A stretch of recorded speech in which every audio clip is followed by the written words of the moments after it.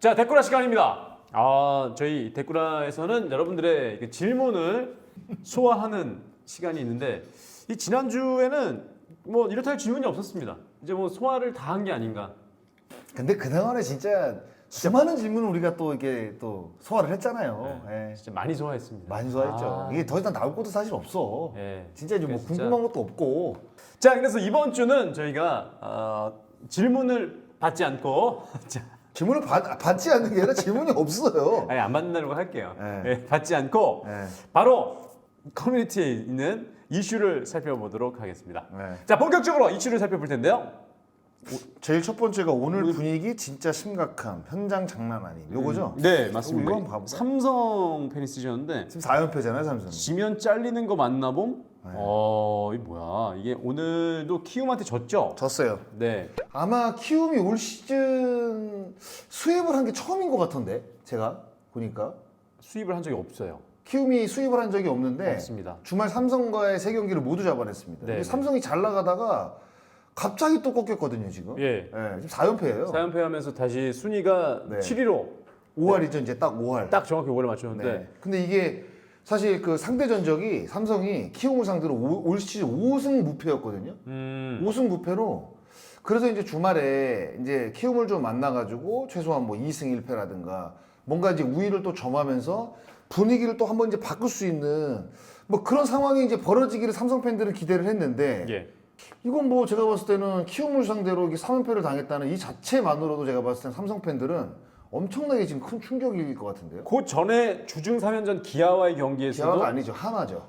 키움이 키움이 기아와의 경기에서도 1승 1승 1무 1패. 그 키움이 이번 주 행보만 봤을 때는 4승 1무 1패죠. 그렇죠. 4승 1무 1패인데 이제 올라오는 건지는 모르겠습니다만 그래도 이번 주에 특히나 순위 싸움을 하고 있는 4위, 5위 팀, 삼성이 5위였잖아요. 4위, 5위 팀을 상대로 이런 성적을 거둬주다 보니까 완전히 중위권의 그 순위 변동에 있어서 키를 가지고 있는 팀이 되지 않았나. 약간 그 이제 우리가 이제 흔히 말하는 이제 고춧가루 부대가 제대로 될 수 있죠. 제대로 뿌린 거잖아요 지금. 예. 왜냐면 지금 알칸타라가 이제 재입단이 되면서 네. 뭔가 좋은 성적을 또 내주고 있고 그다음에 이제 로전버그가 아픈데 라클란 웰스인가? 웰스. 예. 라클란 웰스죠. 예. 웰스가 오늘 경기도 이제 승리 투수가 됐거든요. 네. 기아전에서는 3이닝밖에 던지지는 않았는데 오늘은 이제 5이닝을 소화하면서 이제 승리 투수가 됐기 때문에 뭔가 확실히 외국의 원투펀치가 이제 뭔가 좀 자리를 잡다 보니까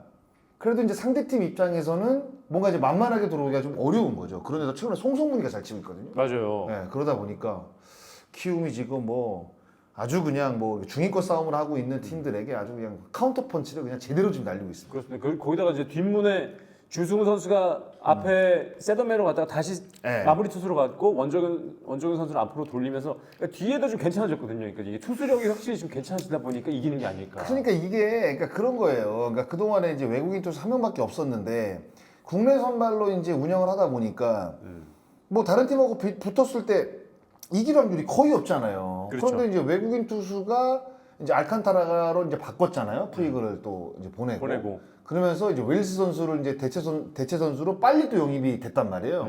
그러다 보니까 이 두 투수가 알칸타라도 뭐 KBO 리그에서 뭐 최근 몇 년간 계속 활약을 했지만 다른 팀이 느꼈을 때 알칸타라는 20승을 거둔 투수거든요. 네. 뭐 그때 전성기 때 공은 아니지만 그래도 상대하기가 굉장히 까다로운 투수 중에 사실 한 명이거든요. 그러니까 그런 투수가 영입이 돼서 또 잘 던져지고 그다음 웨일스 선수도 생각보다 빠르게 지금 이 KBO 리그 데뷔를 했거든요.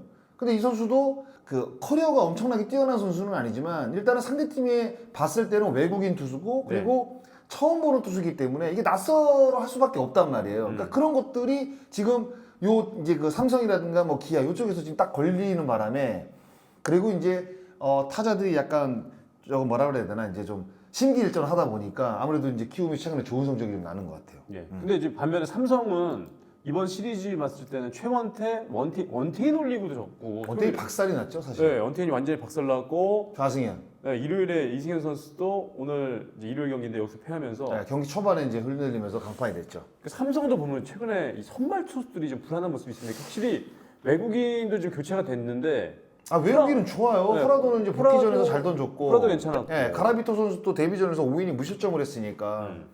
근데 이제 원태인까지 무너지다 보니까 조금 힘들어지는 거죠. 그러니까 그러니까 국내 최원태 같은 경우에는 사실 워낙 퐁당퐁당이에요. 맞아요. 그래서 기복이 좀 이제 있어요. 기복이 좀 있어가지고 좀 큰 기대를 하기 어렵다고 한다면 원태인 카드가 무너졌다는 게 사실 키움전의 가장 큰 아픔이죠. 맞습니다. 네. 그래서 국내 3명의 선발 투수들, 그러니까 지금 5선발도 좀 들쑥날쑥한 상황이고 그렇죠. 그러다 보니까 이 국내 선발 투수들이 확실히 좀 삼성이 원태인까지 무너지면서 좀 갑자기 위기가 오지 않았나. 근데 이건 제가 봐도 충격이에요. 충격이다. 예, 키움한테 이거 3연패를 당했다는 거는 진짜 충격이에요. 그 밑에 송성문 선수 영입 전 미리 시작해야 할 듯 여기 있는데. 송성문 선수가 이제 내년 시즌 끝나면 FA죠. 네. 그래서 뭐 2루와 3루를 지금 같이 보고 있고 뭐 1루도 가능한 선수니까. 그리고 뭐 키움에서는 뭐 독보적인 선수죠, 사실. 진짜 잘해주고 있어요. 네, 작년부터 이제 좋은 성적을 또 내고 있는데 에버리지는 좀 떨어지지만 최근에 뭐 3연타석 홈런도 때렸고. 네. 그리고 뭐 전체적으로 그러니까 키움이 그러니까 타선 자체가 약하잖아요. 약한데도 불구하고 송성문 선수는 진짜 계속 그 안에서 그러니까 자기가 해줘야 될 역할을 계속 꾸준하게 지금 해주고 있는 선수예요. 그래서 아마 이제 나이도 이제 30대 이제 초반이니까 제가 봤을 때는 충분히 뭐 다른 팀에서 군침을 흘릴 만한 네. 그런 성적들을 지금 내주고 있거든요. 예. 그래서 아마 뭐 모르겠습니다. 이제 어떻게 이제 FA가 이제 펼쳐질지는 모르겠지만 다른 팀이 뭐 충분히 뭐 영입을 할 수 있는 선수라고 저는 생각을 해요. 지금 오늘 29일 경기까지 삼성전 3경기 다 홈런 쳤네. 예. 와. 그리고 송성문 선수가 제일 좋은 게 잘 안 다쳐요. 아, 그러네요. 굉장히 꾸준해요. 그러니까 안 다치고 계속 경기에 나오다 보니까 그러니까 나름대로 송성문 선수는 작년에 이제 타격이 어느 정도는 올라왔다는 이제 평가를 받고 있고 네. 거기서 이제 아프지 않으니까 뭔가를 또 엄청 잘하고 네. 또 몸도 보면 막 이래요. 그러니까 맞아. 그런 것들이 이제 자연스럽게 이루어지다 보니까 이제 좋은 성적으로 계속 이루어지는 것 같아요. 제가 봤을 때는. 그러니까 이런 것들도 이제 FA 시장 나갔을 때 좋은 평가를 받을 수 있는 네. 그런 것들을 지금 송성문 선수가 개인이 지금 계속 만들고 있는 저는 상황이라고 생각을 해요. 예. 송성문. 리베라토가 6주 후에 나간다면 다른 팀에서 데려갈 수 있나요? 이거 재밌네요. 하나 팬이 쓰셨는데. 이거 데려갈 수 있죠. 왜냐면 이게 옛날에 그 시라카와가 있잖아요. 작년에 시라카와가 SS 있다가 그래가지고 두산으로 옮겼잖아요. 그러니까 만약에 한화가 리베라토를 포기를 하게 되면 이제 다른 팀에서 만약 이 선수를 굉장히 높게 평가를 한다. 그러면 이제 다시 데려갈 수 있는 거죠. 네. 그러니까 플로리얼이 나가든 리베라토가 나가든 만약에 리베라토 공식 계약해서 그럼 플로리얼도 다른 팀으로 갈 수도 있는 거죠. 그러면 이제 플로리어 선수는 이제 어떻게 하나에서 이제 포기를 한 거잖아요. 외부 공식을. 외부 공식을 하게 되면 네. 다른 팀에서 이제 데려갈 가능성이 있죠. 근데 안 풀 수도 있습니까? 외부. 풀지는 못해요. 중간에 교체된 선수들은 자동적으로 풀게 돼 있어요. 풀리는구나. 무조건 풀게 돼 있어요. 무조건 풀리면 풀리는 거예요, 그냥. 그러니까 묶어놓을 수 있는 거는 네. 시즌이 끝나고 연봉 협상이 되지 않았을 때, 그러니까 보유권을 이제 그 원소속 구단이 주장을 할 수 있는데 네. 이 중간에 보내는 선수들은 교체이기 때문에 무조건 다른 팀에서 데려갈 수가 있습니다.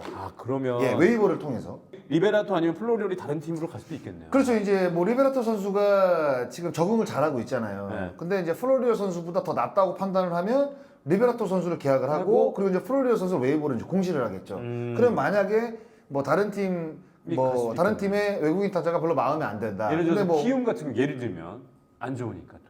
그렇죠. 뭐 플로리어 선수를 조금 뭐 높게 평가를 한다. 그러면 카데네스가 돌아왔을 때 만약에 뭐 플로리어 선수가 웨이버로 공시가 됐다. 근데 카데네스가 안 될 것 같아. 근데 새롭게 이제 외국인 타자를 데려오기가 조금 어려운 상황이야. 라면 바꿀 수 있는데 키움이 그렇게 갈까요? 지금 뭐 경기차도 많이 나는데 가을 야구를 향한 지금 뭐 집념은 보여주고 있는데 성적 자체는 뭐 거기까지는 아니니까 만약에 추후에 키움이 진짜 뭐 좋은 성적을 내가지고 뭐 4월 오픈이라든가 뭐 이렇게 올라가게 되면 근데 그럴 가능성은 조금 희박한데 희박하죠. 그렇죠. 먼저 이제 그런 것들이 기반이 돼야지 외국인 선수를 다시 교체할 수 있는 뭐 생각들을 갖지 않겠습니까? 그러겠죠.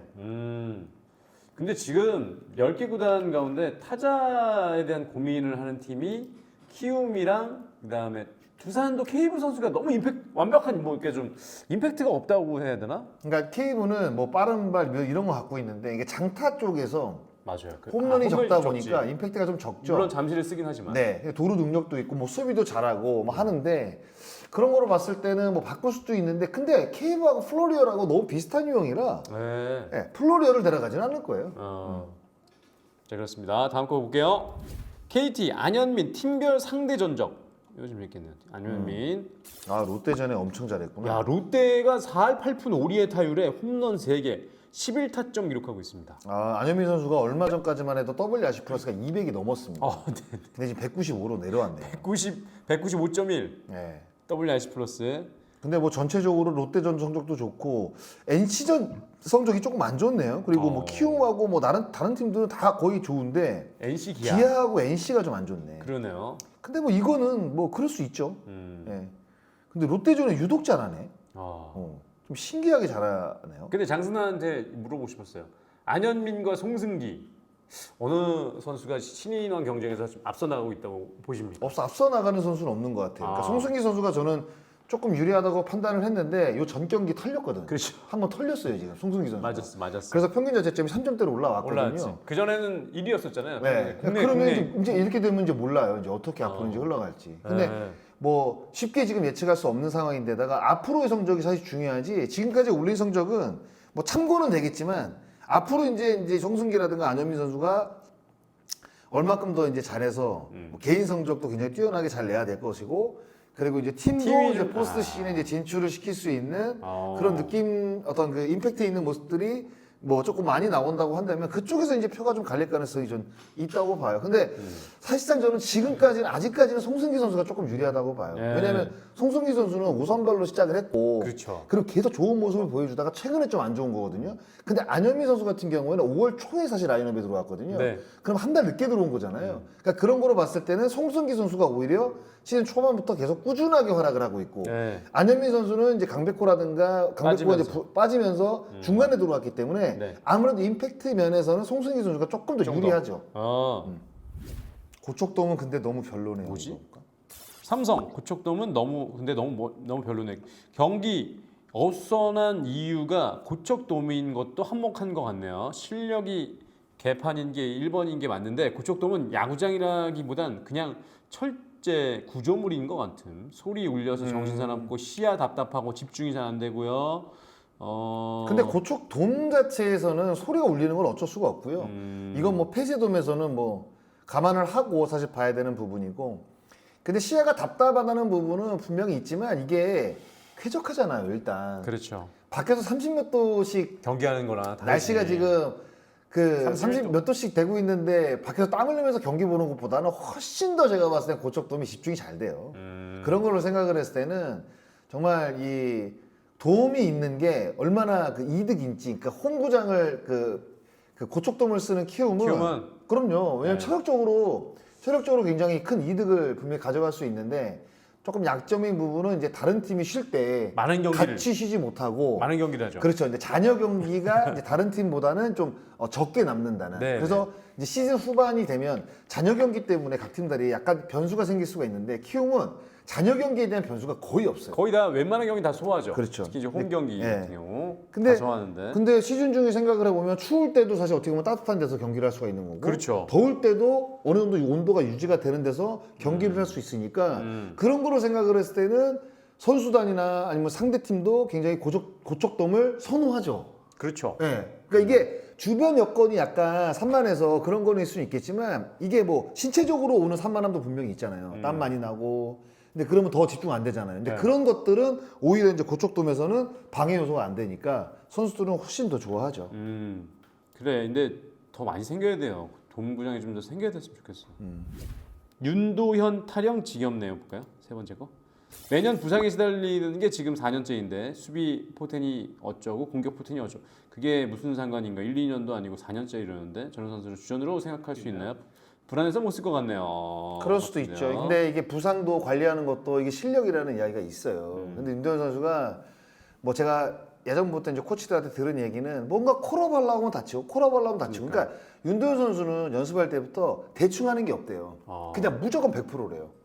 연습 때부터 뭐 웨이트 트레이닝이라든가 뭐 연습하는 거, 프리베이트 이런 것들을 다 100% 한다 하더라고요. 그러니까 그러다 보니까 뭔가 다치는 일들이 많다고 하는데, 그러니까 제가 봤을 때는 그냥 운이 좀 안 좋은 것도 있을 수 있고, 네. 윤도현 선수가 부상이 너무 잦은 약간 좀 딱딱한 몸이 아닌가, 뭐 이런 생각도 좀 들고. 유연성도 필요한데. 네, 지금 이제 손가락 골절 때문에 지금 퓨처스에 가 있는데, 그러니까 어떻게 보면 김도영 선수가 지금 부상으로 빠져 있는 상황에서 꽤 잘했어요. 잘한데다가 이제 윤도현 선수에게는 기회가 분명히 될 수 있었거든요, 올해가. 근데 또 다쳤단 말이에요. 네. 근데 이렇게 보면 부상을 당하는 것도 이제는 정말 실력이 아닌가 뭐 이런 생각도 분명히 들면서 윤도현 선수 본인도 굉장히 아쉽겠지만 윤도현 선수를 또 바라보는 팬들도 아쉽고 본인은 얼마나 또 아쉽겠어요. 그래서 윤도현 선수는 이 부상을 당하지 않게 뭐 그래서 그렇다고 해서 뭐 소극적인 플레이를 하라는 얘기가 아니라 이 부상을 당하지 않게 철저하게 좀 몸 관리를 좀 해야 될 것 같아요. 근데 첫 번째는 좀 약간 유연성을 좀 길러야 되지 않나 뭐 이런 생각들이 좀 그래서 듭니다. 예전에는 선수들이 웨이트만 하는데 최근에는 그래서 유연성을 좀